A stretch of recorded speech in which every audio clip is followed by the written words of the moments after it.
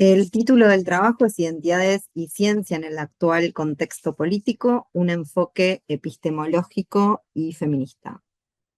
Eh, sobre el contexto actual no voy a decir mucho, porque doy por descontado que compartimos la caracterización y seguramente no faltarán las referencias en las restantes plenarias y ponencias. Tampoco me voy a referir específicamente a la ley de ESI porque no soy especialista y estamos rodeados de especialistas, así que yo no podría aportar mucho. Lo que voy a hacer es ofrecer una perspectiva filosófica, epistemológica y feminista sobre estas cuestiones, sobre las identidades y la ciencia en el contexto actual. Me voy a referir brevemente a la contradicción entre la apelación a la biología y el negacionismo científico, que se expresan en muchas posiciones dentro de esta derecha, que creo que no es exagerado calificar como irracional, oscurantista y violenta, que esparce sus dogmas autocontradictorios en el mundo y en nuestro país. Voy a hacer un análisis epistemológico a fin de evaluar la noción de evidencia y lo que se suele asociar con la evidencia en algunos discursos políticos, lo científico, lo científicamente corroborado, lo empíricamente probado, etc. Esta evaluación será crítica, será filosóficamente fundada a partir de un recorrido que elegí especialmente para esta ocasión, que va a tomar en cuenta tres grupos de temas.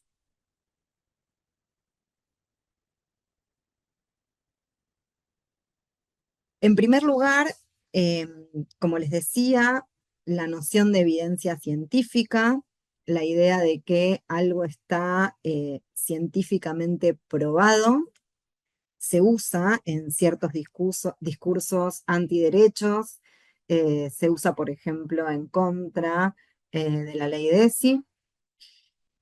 Eh, en segundo lugar, como les comentaba también, vamos a ver una crítica filosófica de la noción de evidencia.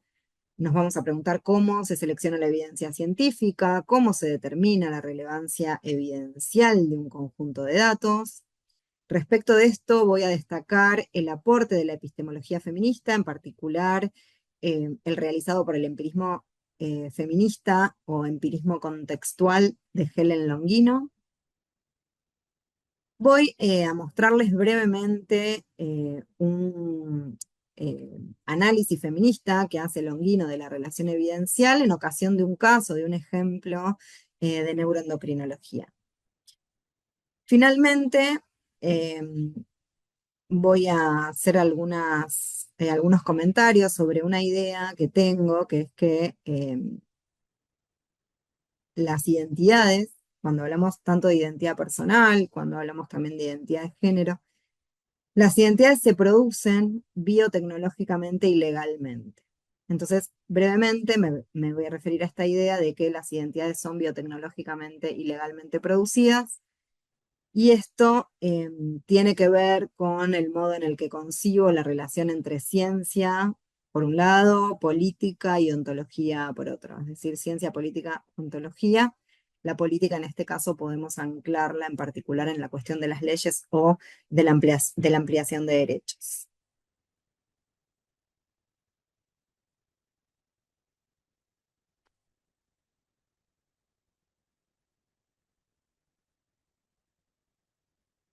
Bien, disculpen.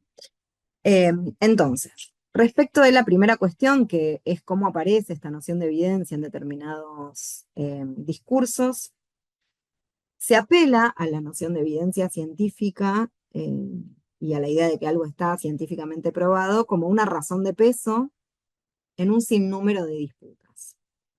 Su uso es frecuente, pero en particular está siendo usada esta noción en discursos antiderechos y en discursos antifeministas. Por ejemplo, se ha apelado a esta idea para argumentar, y argumentar acá tenemos que usarlo entre comillas, ¿no? Si somos caritativos decimos que hay argumentos, pero bueno, dejemos eso pasar. Se ha apelado a esta noción de evidencia científica para argumentar en contra de la ESI. Previamente a las elecciones, el año pasado, 2023, se propuso la eliminación de la obligatoriedad de la ESI Se dijo que formaba parte de una agenda post-marxista que apuntaba a la destrucción de la familia, al exterminio de la población para cuidar el planeta. También se dijo, ya no desde esta perspectiva delirante, sino desde una perspectiva pretendidamente más racional, que la ESI adoctrina y que en lugar de los contenidos de la ESI, quienes estudian deben estudiar biología. Se dijo directamente que la ESI es ideología y que se debe enseñar, cito, lo que dice la biología, fin de cita. Independientemente de si finalmente se continúa con la implementación de esta ley y de cómo se lo haga, independientemente de si aquellos dichos y promesas de campaña pretendieron capitalizar una reacción antiderechos y antifeminista más o menos generalizada en un sector importante de la población argentina, lo que quiero señalar es que debería llamarnos la atención que este rejunte de posiciones que conforma la ultraderecha neoliberal actual se expresa igualmente a favor de enseñar biología, mientras participa del negacionismo científico sobre el cambio climático y niega la evidencia científica de que la legalización del aborto reduce el número de embarazos adolescentes y de muertes por aborto clandestino.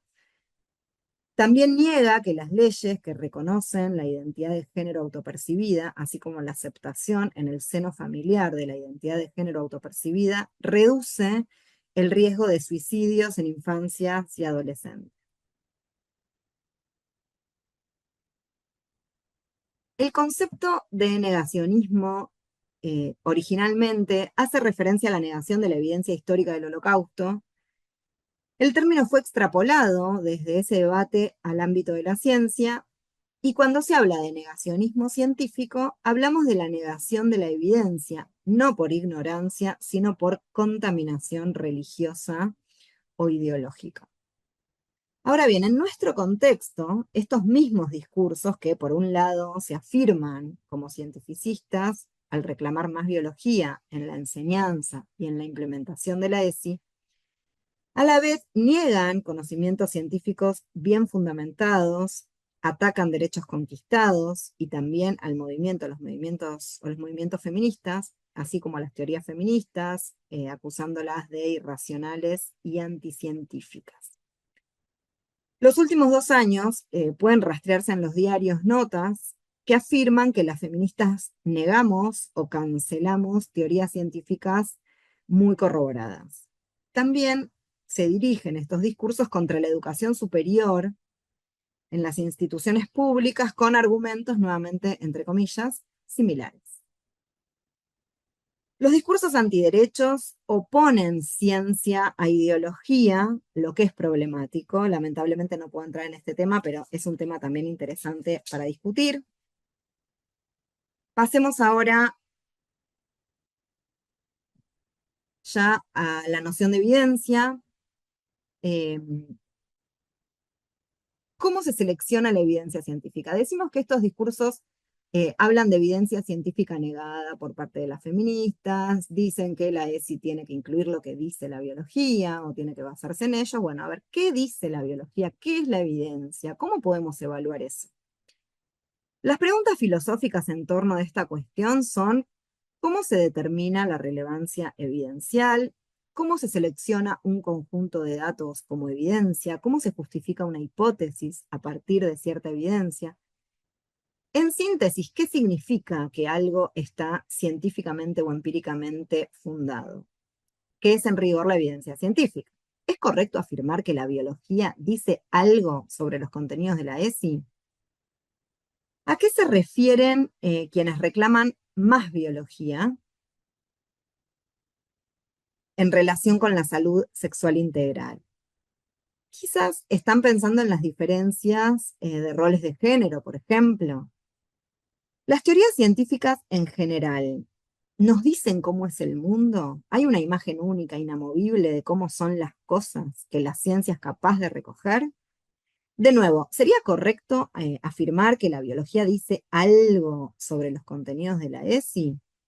Bueno, para desgracia de quienes buscan restituir un orden natural basado en la biología y a partir de ahí eliminar o dar determinado contenido y determinada dirección a la ESI, a esta pregunta hay una respuesta rápida que es que no. Para justificar esta respuesta necesitamos, por supuesto, referirnos a algunos desarrollos teóricos, es decir, esto es más lento, es más largo. Pero bueno, sabemos que con gritar y vociferar no se demuestra nada, así que vamos a tener que hacer un recorrido un poquito más largo. Necesitamos entonces un desarrollo más largo porque necesitamos acudir al análisis, al examen minucioso de ciertas afirmaciones y al razonamiento. Lo otro son eslogans o dogmas. Pero como la ciencia es ciencia y no religión, evaluar de manera seria la ciencia supone recorrer algunos caminos abiertos por la epistemología. La valoración de la evidencia como piedra de toque de la ciencia podemos rastrearla hasta el empirismo filosófico inglés, hasta el empirismo clásico, John Locke y David Hume. El empirismo filosófico defendió la idea de que la experiencia sensorial es la legitimadora fundamental de las afirmaciones de conocimiento. Esta idea fue heredada por el empirismo lógico, el positivismo lógico del Círculo de Viena, que tuvo una importante influencia en la filosofía de la ciencia del siglo XX.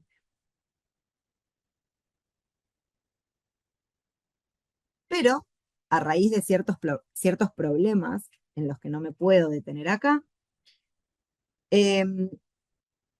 problemas que suponía aceptar esta tesis clásica, la posición empirista se fue sofisticando.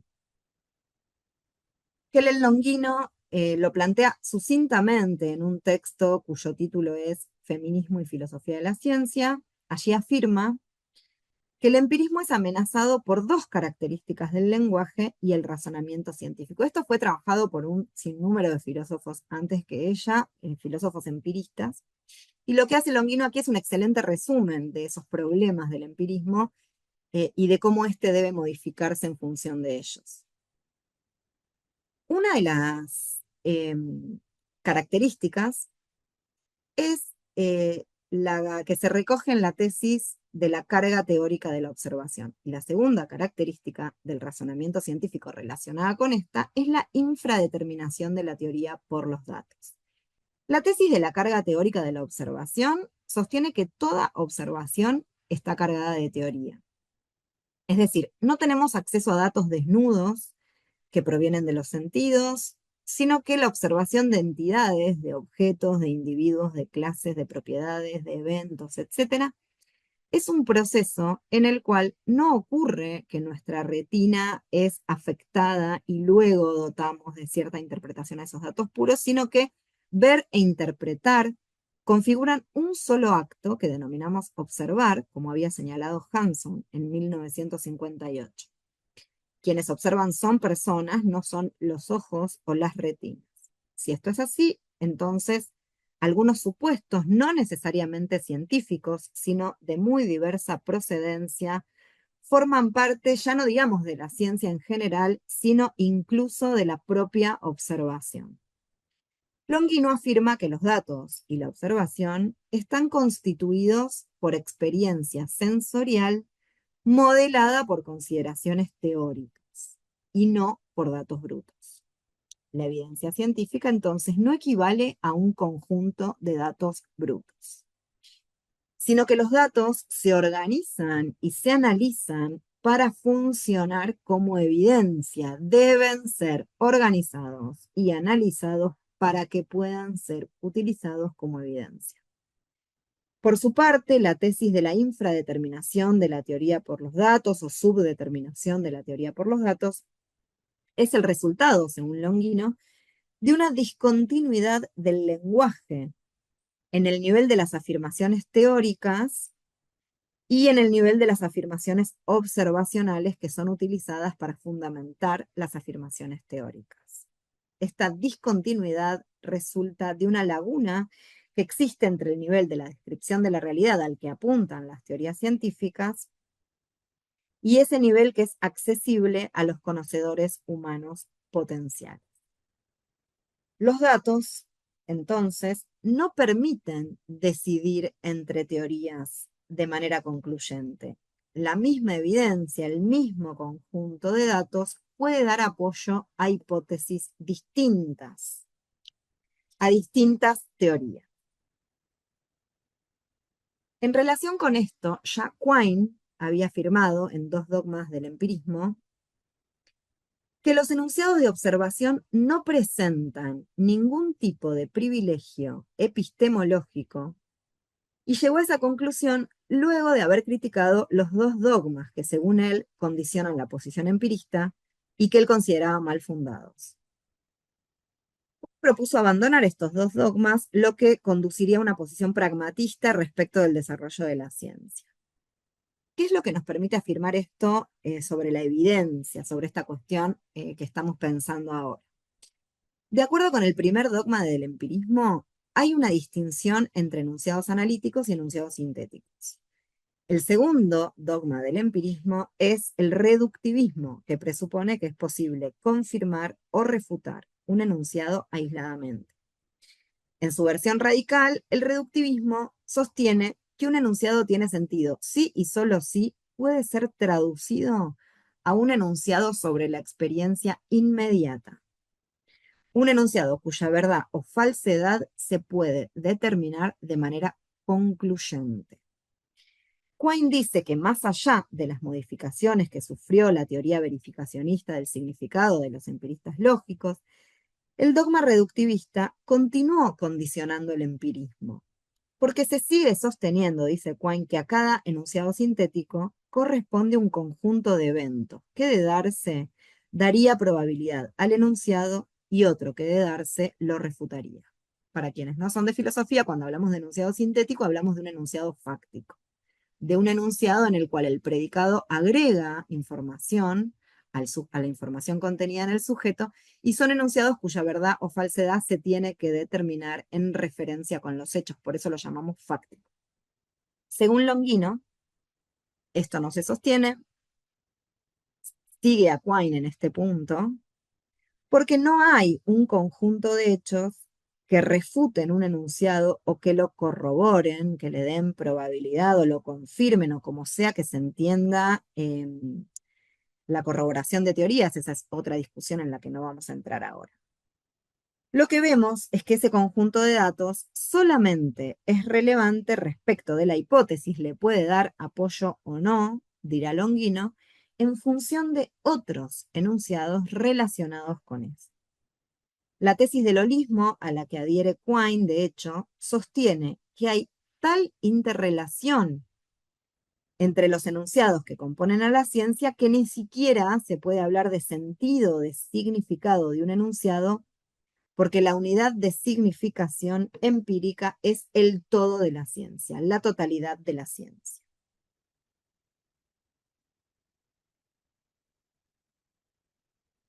Tomemos ahora esta idea de Quine, que pone en cuestión supuestos clásicos del empirismo. No hay ninguna experiencia concreta, particular, estrechamente vinculada con un determinado enunciado. Quedémonos con esta idea que es simple. Los vínculos entre experiencias y enunciados son indirectos y se establecen por nosotros a través de modificaciones de equilibrio que afectan a la totalidad de la ciencia. De aquí se sigue que los enunciados de observación no ocupan ningún lugar de privilegio respecto de enunciados de otra índole. ¿Cuál es un convencionalismo respecto de la elección teórica? La experiencia no nos permite elegir entre una u otra teoría y esta es la consecuencia fundamental de sostener la tesis de la subdeterminación. La elección de diversos enunciados frente a una experiencia, a un conjunto de datos, puede resultar entonces de diferentes maneras. ¿Qué quiere decir esto? Decimos de determinados enunciados teóricos que están fundamentados por la experiencia, pero esto no se debe interpretar de manera ingenua, ¿sí? No existe un conjunto de datos brutos que nos permitan decidir por sí o por no de manera concluyente ante un determinado contenido teórico. Quedémonos con esa idea. Ahora bien, si aceptamos estas tesis, la de la carga teórica de la observación y la tesis de la infradeterminación de la teoría por los datos, ¿podemos seguir confiando en la ciencia como hacían los empiristas? ¿Podemos seguir defendiendo el empirismo? Longuino va a decir que sí, porque el espíritu original del empirismo se conserva cuando se considera que la experiencia sensorial es la base, y esto es textual de Longuino, menos débil disponible para sostener las afirmaciones de conocimiento. De acuerdo con Longuino, las relaciones evidenciales, y esto es consecuencia de la infradeterminación, se deben comprender como constituidas por un trasfondo de presuposiciones que afirman la existencia de relaciones entre aquellos procesos a los que hacen referencia las afirmaciones teóricas y aquellos fenómenos que les sirven como evidencia. Aceptar que las relaciones evidenciales están constituidas por un trasfondo de presuposiciones conduce a aceptar que si cambiamos ese trasfondo de presuposiciones, se va a producir un cambio nada menos que en el estatuto evidencial. Si un mismo fenómeno o un mismo conjunto de fenómenos puede apoyar entonces hipótesis teóricas distintas, es decir, hipótesis que incluso pueden estar en conflicto entre sí, tenemos que evaluar o juzgar la evidencia científica de un modo un poquito más complejo.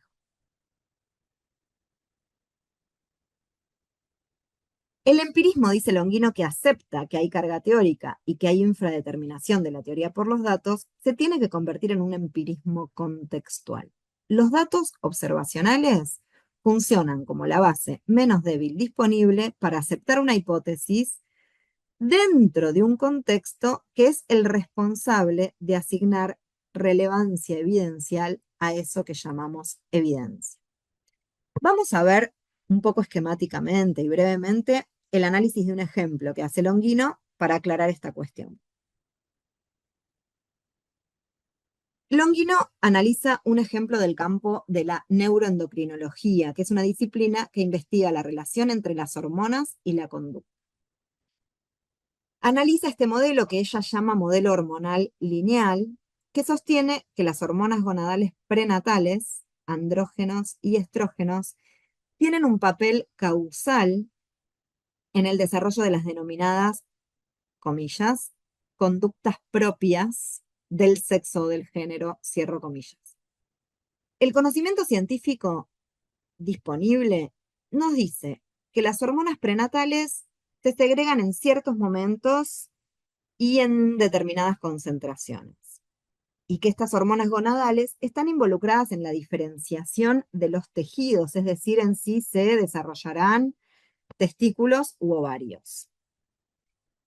En los programas que Longuino analiza, esto se extiende a la conducta, es decir, se propone que las hormonas que dirigen la formación de testículos u ovarios también son las responsables de la organización del cerebro. Es decir, programan, organizan el cerebro de manera tal que los individuos de distinto sexo responden de manera distinta a los mismos estímulos. Y esto es lo que sostiene este programa. Hay maneras características de respuesta de los machos por un lado y de las hembras por otro, según esta teoría. Hay un rango de comportamiento propio de los machos y otro propio de las hembras, según este modelo. ¿Sí? Se afirma, dice Longuino en este caso, que hay una relación causal unidireccional e irreversible desde los niveles de hormonas del feto en el útero hacia la organización del cerebro y de allí hacia las conductas del individuo, ya por supuesto fuera del útero, ¿no? Hacia las conductas del individuo.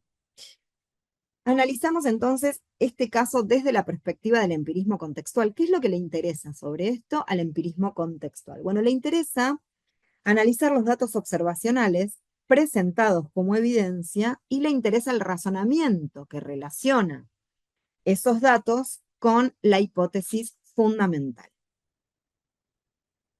Bueno, vamos a ver esto un poco rapidito para no aburrirles. Pero en este modelo, dice Longuino, hay una hipótesis central causal, que es el cuadrito de la derecha abajo, que es la afirmación de que la conducta humana típica de cada género es consecuencia de las exposiciones diferenciales a hormonas en el útero, que adquiere su apoyo más directo de los datos del conjunto 4, que es este cuadrito que tienen ustedes abajo pero a la izquierda. Este es un conjunto de 3 grupos de datos A, B y C, que son datos conductuales humanos.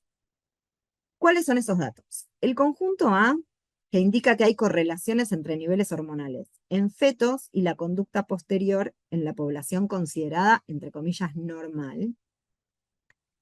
El conjunto B, la correlación entre niveles hormonales en fetos y la conducta posterior en la población clínica.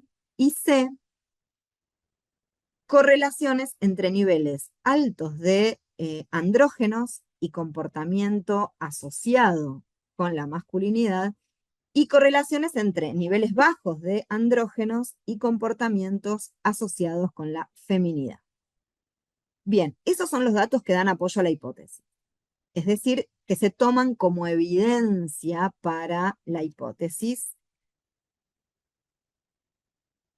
Longino se pregunta cómo se da esa relación evidencial entre el conjunto 4 y la hipótesis central causal. Vamos ahora hacia arriba de todo para responder esa pregunta. Tenemos ahí el conjunto 1, arriba a la izquierda, que contiene los experimentos realizados con animales de laboratorio, roedores principalmente. En esos experimentos, ¿qué se hizo? Se midieron ciertas conductas, por ejemplo, de lucha o de posturas sexuales, inyectando a los animales determinadas hormonas. Estos experimentos pretenden ofrecer apoyo a la idea de que hay una correlación entre hormonas y comportamiento, entre hormonas y conducta. El conjunto 2, el cuadrito del medio, es el conjunto de los datos fisiológicos acerca de cómo se organiza el hipotálamo en función de las hormonas. ¿Para qué se usa? Esto se usa para apoyar la idea de que las hormonas gonadales prenatales participan, como decíamos, en la organización general del cerebro y en su funcionamiento. Por último, a la derecha, pero abajo, tenemos el conjunto 3, que muestra el papel de las hormonas prenatales en inducir el desarrollo de receptores de hormonas. Y estos son los datos anatómicos. Bien, volvamos ahora al conjunto 4, abajo a la izquierda. Nos dice Longino que resulta fundamental tener en cuenta que esos datos se obtuvieron analizando casos considerados atípicos. Es decir, son datos tomados de lo que se denomina poblaciones clínicas. Casos en los que se supone que hubo una exposición infrecuente a determinadas hormonas en el útero, es decir, niñas expuestas a niveles de andrógenos más altos de lo típico o niños expuestos a niveles de andrógenos más bajos de los niveles típicos. Estos grupos, se sostenía, mostraban conductas asociadas con el otro sexo, ¿sí? Estos conjuntos de datos, dice Longino, son correlaciones. Y esto es crucial.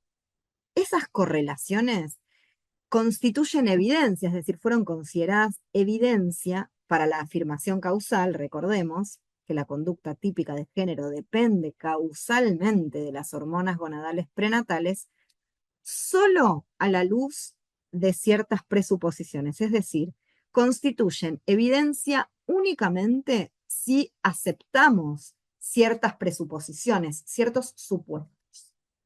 En primer lugar, dependen de la presuposición, que es la que tienen ustedes resaltadas en verde, ese cuadrito resaltado en verde,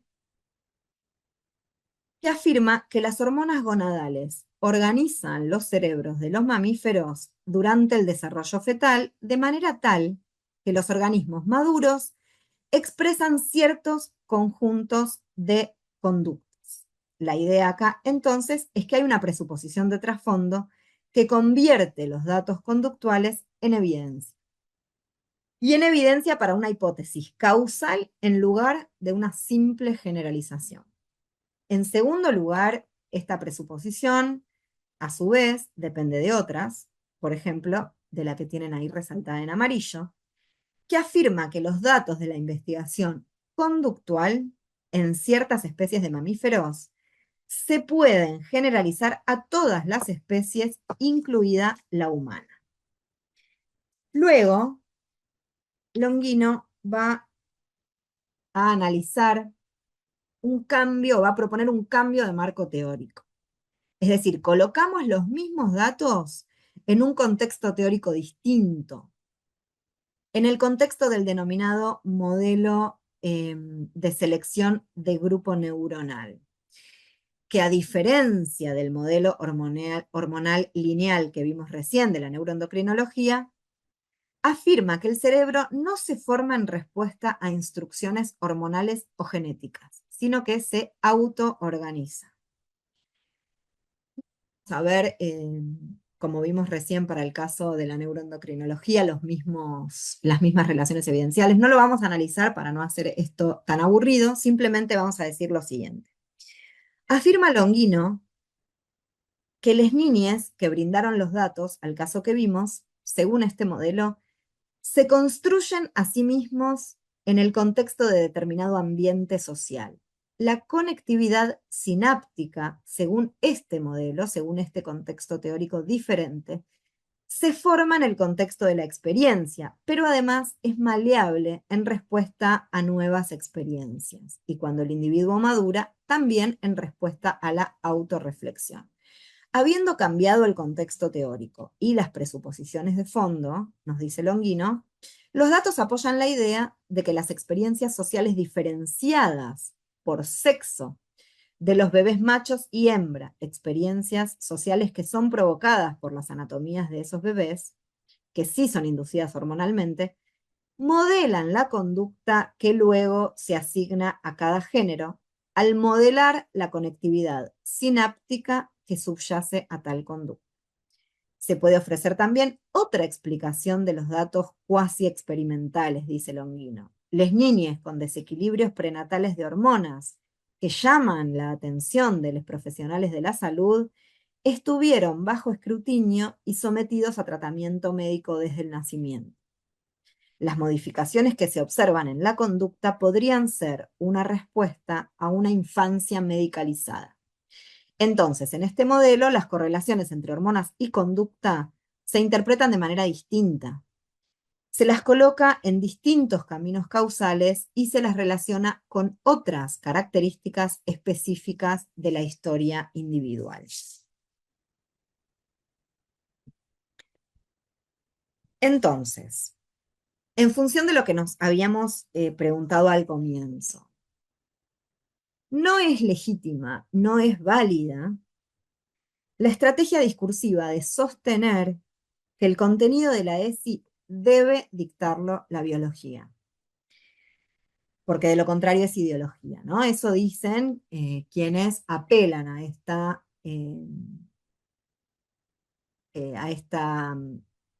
o a este uso de la biología en la ESI, ¿no? Quienes dicen, si no nos basamos en lo que dice la ESI es ideología. Bien, no es legítima esta estrategia. ¿Por qué? Bueno, simplemente porque la biología no describe el mundo tal cual es, sino que propone hipótesis teóricas que se validan o justifican con un conjunto de datos que les sirve como evidencia en tanto y en cuanto aceptemos determinados supuestos. Por supuesto que la ESI se puede trabajar en biología, puede tener referencias a la biología, sin dudas, en tanto y en cuanto podamos reflexionar epistemológicamente sobre la biología como ciencia y no la tomemos como un dogma o como un texto sagrado. El análisis de Longino nos puede auxiliar, nos puede ayudar en esta tarea. ¿Podría la biología decirnos qué es la identidad de género, por ejemplo, entre otras cosas? ¿Podría decirnos qué es ser varón, qué es ser mujer y si hay o no otros modos posibles de vivir nuestras identidades? La respuesta es no. Incluso si creyéramos que la biología nos dice algo sobre cómo son ciertas cosas, eso de ninguna manera nos dice cómo debemos vivir. Ya la llamada ley de Hume, en el marco del empirismo clásico, afirmaba: ningún debe a partir de un es. La biología puede ofrecer hipótesis que den cuenta, por ejemplo, de lo que se denomina dimorfismo sexual, puede incluso afirmar que existe una cadena causal lineal, incluso afirmando eso, desde los cromosomas, pasando por las gónadas, hasta definir ciertos rasgos como los genitales, por ejemplo. Pero la propia idea de que hay una cadena causal en lugar de ciertas correlaciones, así como el propio contenido de las afirmaciones teóricas de la biología, solo se sostiene sobre la base de la adopción de importantes presuposiciones de trasfondo. Bien, habiendo dicho todo esto, pasemos ahora ya al último tema que quería presentar. Lo voy a presentar esquemáticamente, lo he defendido en otras oportunidades. Es la cuestión de que las identidades son biotecnológica y legalmente producidas. El análisis epistemológico que acabamos de recorrer. ¿Qué podemos decir, por ejemplo, sobre la identidad de género? En otros trabajos he argumentado que determinadas disciplinas científicas juegan un rol importante en la propia constitución de las identidades. Juegan un rol productivo respecto de la identidad, tanto si pensamos en la genética en relación con la identidad personal, como si pensamos en distintas afirmaciones de distintas subdisciplinas biológicas respecto de la cuestión sexo-género. La ciencia contribuye en la producción de ontología, la mala ciencia y la buena ciencia. La buena ciencia será aquella que en esta contribución a la producción de novedad ontológica pueda articularse con la política. Y un ejemplo de esto es la Ley de Identidad de Género Argentina. Mi tesis es que la identidad se produce, como les decía, biotecnológica y legalmente. Hoy en día, si queremos pensar la identidad de género en nuestro contexto local, debemos referirnos a la Ley de Identidad de Género que tenemos en Argentina desde el año 2012. Esta es una ley revolucionaria, es modelo a nivel mundial. Esta ley define la identidad de género en términos de autopercepción y regula el acceso a ciertas prácticas biomédicas. En primer lugar, la ley establece un derecho para todas las personas. Establece que se debe reconocer la identidad de género de todas las personas, sin importar, y de hecho la ley no menciona nada sobre esto, si esas personas son cisgénero, es decir, personas que se identifican con el género asignado en el momento de su nacimiento, o transgénero, es decir, personas que no se identifican con el género que se les asignó en el momento del nacimiento, sino que se identifican con otro género. Que las personas cis demos por sentado el reconocimiento de nuestra identidad es de hecho algo que precisamente la ley trae a la luz. Más allá incluso de los propósitos iniciales, la ley pone de manifiesto que un derecho que es para todos, para ciertos grupos, es algo que consideramos natural, es decir, es un derecho que se nos reconoce, pero que para otros grupos este derecho es sistemáticamente vulnerado. La ley habilita la modificación del DNI, las intervenciones quirúrgicas y los tratamientos hormonales para quienes deseen y decidan hacerlos, ¿sí? Pero no obliga a nada en ese sentido. El Estado, en cambio, sí está obligado a realizar el cambio de DNI, si una persona lo desea, y el sistema de salud está obligado a garantizar el acceso gratuito y seguro a los tratamientos para modificar los cuerpos. A su vez, el resto de las personas está obligado a reconocer la propia identidad de género en primera persona, la que deseemos, aunque no se modifique ni el cuerpo ni el DNI. Según la ley, la identidad de género depende de la autopercepción, del deseo propio, de la propia voluntad. La identidad de género se define en primera persona. Nadie tiene que decir que sí, que efectivamente yo soy una mujer o no. Nadie tiene que decir si alguien es mujer, si es varón, si es una persona no binaria. Ni un médico, ni un psiquiatra, ni un psicólogo, ni un juez. Nadie tiene que corroborar o refrendar nuestra identidad de género, mucho menos la biología. De hecho, en la ley no hay ninguna referencia a algo así como un sexo biológico. No se contrapone identidad de género autopercibida a sexo biológico, no se habla en ningún momento siquiera de varón o de mujer. Esta ausencia es significativa.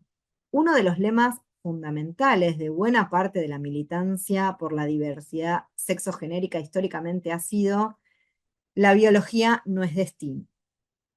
La ley es un logro de los colectivos militantes de la comunidad trans en Argentina, que discutió, elaboró, militó la ley y la consiguió. Decir que la biología no es destino, ¿qué significa? ¿Significa que la biología no juega ningún rol respecto de nuestros cuerpos? Por supuesto que no. En este caso, la ley habilita y regula, por ejemplo, que es posible acudir a ciertas prácticas médicas que, por supuesto, suponen conocimiento biológico contemporáneo, que, por supuesto, se basan en principios teóricos del campo de la biología.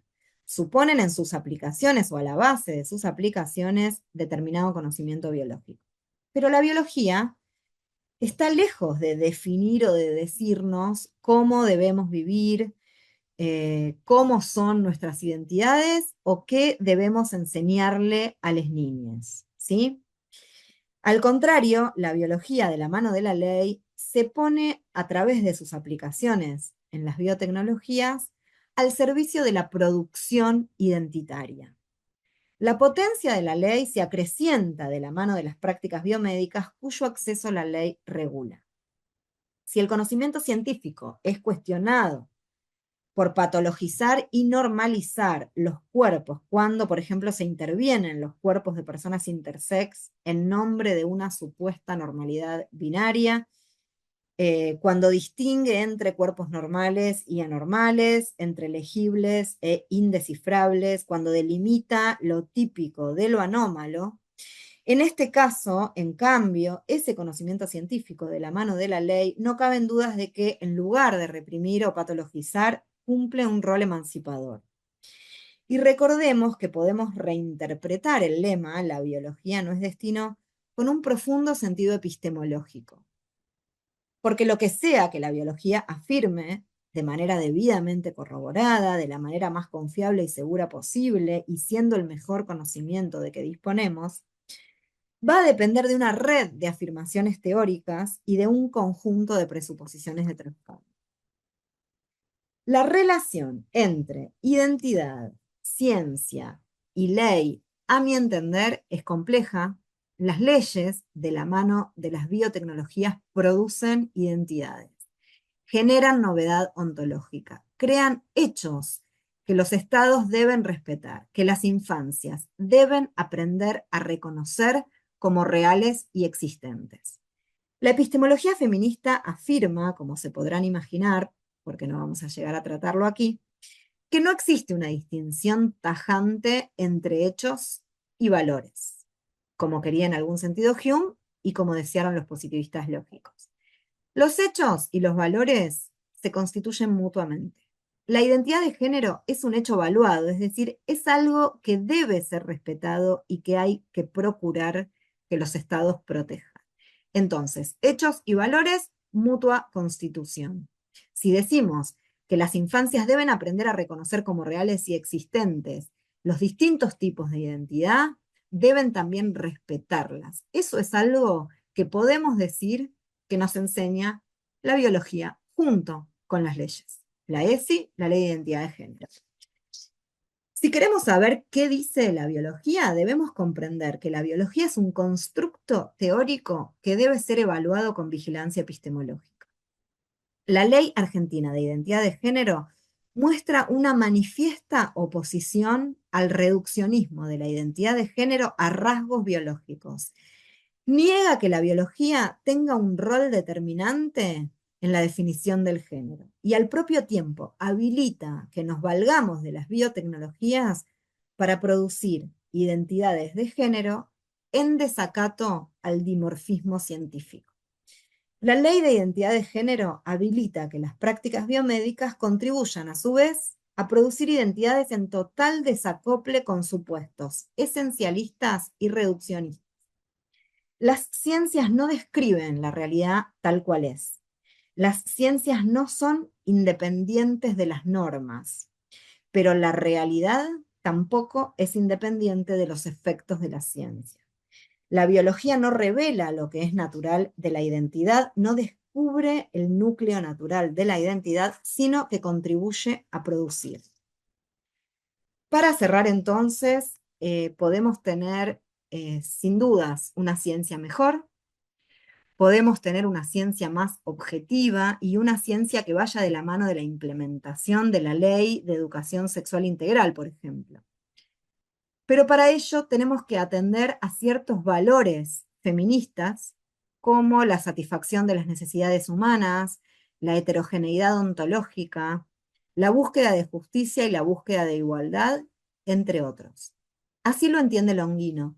Podemos también buscar un conocimiento científico más objetivo, menos perverso, si el conocimiento parte de la perspectiva de grupos sociales oprimidos, como las mujeres y las diversidades sexogenéricas.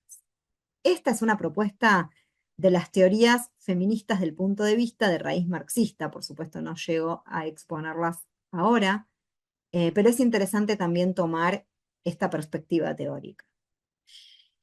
Entre las exponentes de las teorías del punto de vista feminista encontramos a Sandra Harding, que al igual que Longino, propone que la ciencia debe basarse en evidencia, pero la noción de evidencia debe ser redefinida de manera crítica y debe redefinirse también en función de la adopción de valores y en función de la vigilancia respecto de qué intereses se defienden en la propia producción científica y en la propia producción teórica.